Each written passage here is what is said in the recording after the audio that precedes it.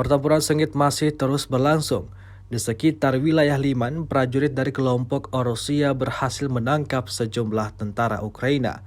Rekamannya ramai beredar di media sosial Telegram pada Kamis 2 Februari 2023. Kelompok Rusia terus menyerang benteng pertahanan militer Ukraina.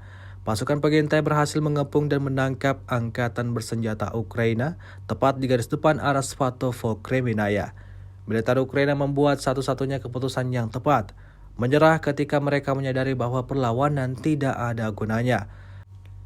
Mereka menyelamatkan hidup mereka, menyelamatkan orang yang dicintai dari penderitaan dan kemudian kembali ke rumah. Tampak dalam rekaman, para tahanan hanya bisa tertunduk pasrah di hadapan militer Rusia. Hingga video ini beredar, beragam komentar dituliskan warganet.